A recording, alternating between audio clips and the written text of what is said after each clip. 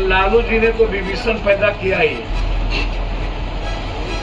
क्या आप समझिए, लालू जी भले पुत्र मोह पैदा हो जाए अलग बात है, लेकिन लालू जी के साम्राज्य को मिटाने में उनके घर में एकाध विभीषण नहीं है, कई विभीषणों की भूमिका है। नमस्कार, आपके साथ मैं रोहित। आप देख रहे हैं न्यूज फॉर नेशन। खबर पटना से, जहां पर पप्पू यादव ने बड़ा हमला बोला है लालू यादव पर। कहा है कि लालू यादव ने बेटा नहीं बल्कि विभीषण पैदा किया है जो कि आरजेडी को ही खत्म कर देगा। उन्होंने कहा है कि लालू के परिवार में एक दो नहीं बल्कि पूरा का पूरा खानदान ही विभीषणों से भरा पड़ा हुआ है। कहा है कि तेजस्वी यादव, तेज प्रताप यादव आरजेडी को पूरी तरीके से बर्बाद कर देंगे। पप्पू यादव ने आगे आरजेडी कार्यकर्ताओं द्वारा सीबीआई के विरोध और जिस तरीके से आक्रामक रुख उनकी तरफ से इख्तियार किया गया सीबीआई की छापेमारी के दौरान, उस पर भी बड़ा हमला बोला है। कहा है कि कानून को अपना काम करने की आज़ादी है और अगर इस तरीके से आरजेडी के कार्यकर्ता किसी खास के इशारे पर सीबीआई वालों का विरोध कर रहे थे तो ये कहीं से सही नहीं है। पप्पू यादव ने क्या कहा है सुना करते नजर आएंगे, कितना सही है। नहीं, देखिए एक बात समझिए, बिहार की एक शालीनता रही है, कानून अपना काम करे और उसमें कोई बहस नहीं है।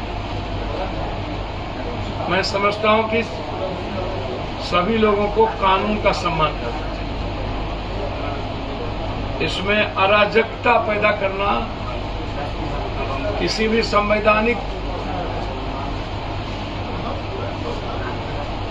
जो भारत के लिए एक पद है, संस्था है, वो ठीक नहीं है। उसके खिलाफ कि हम हमेशा एग्रेशन में कानून को बाधा भी डालें।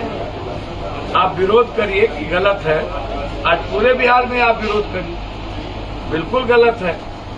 ये पॉलिटिकल पार्टी को हक है विरोध करने का, हमला का हक है।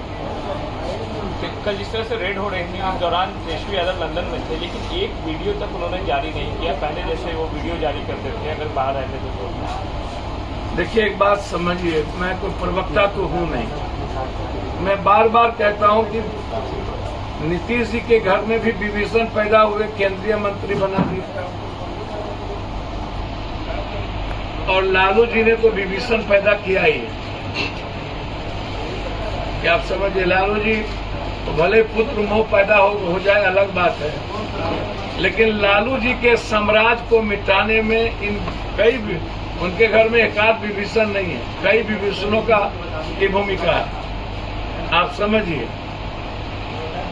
मांझी ने भी कल एक ट्वीट किया था। अब मांझी जी ने क्या किया हमको नहीं पता। हम बात यह कह रहे हैं, बहुत क्लियर है कि नीतीश कुमार जी और लालू यादव के रिश्ते में खटास के कारण भी यही लोग। भेंट के दौरान तेज प्रताप मसाज करा रहे थे। भैया उनका पर्सनल मामला है, उस पर कुछ नहीं। सीबीआई पूरा भूखंड, कागज वो अपने जगह पर। 15 साल पहले इन्होंने जमीन लिखाया, क्या किया, वो सर्वोच्च न्यायालय और कानून काम करेगी। सब पर एफआईआर हुआ, लॉज हुआ। मेरा सीबीआई से ये समझना है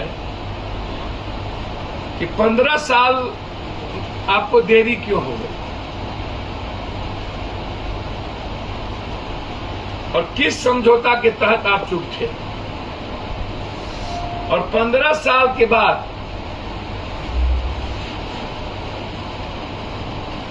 आपको एफआईआर करने की जरूरत क्यों पड़ी।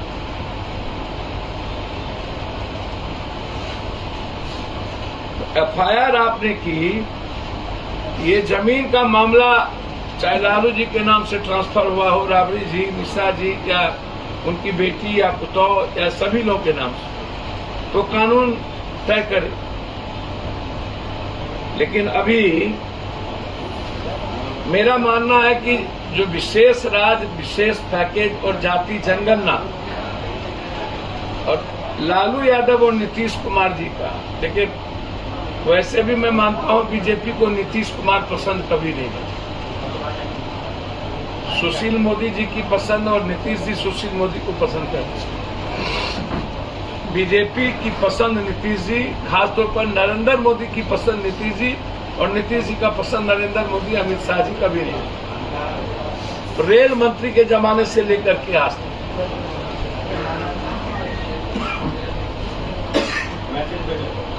और बहुत क्लियर है,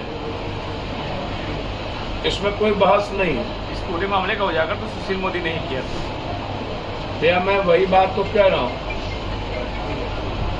सुशील मोदी जी उजागर किए थे तो उस वक्त नीतीश कुमार जी और सुशील मोदी एक थे, और जब नीतीश कुमार का दाल नहीं गली सुशील मोदी को मुख्यमंत्री बनाने की और राष्ट्रपति बीजेपी ने स्वीकार नहीं किया, तो जो करना चाहिए था, तो अब तो 4 बार के बाद राष्ट्रपति और पीएम का ही संभावना, और बिहार एक बार फिर राजेंद्र बाबू के बाद राष्ट्रपति की ओर देखता।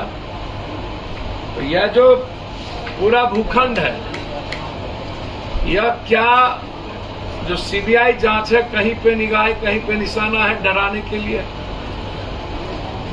कंप्लीट रूप से कि आप इधर उधर करोगे तो आपके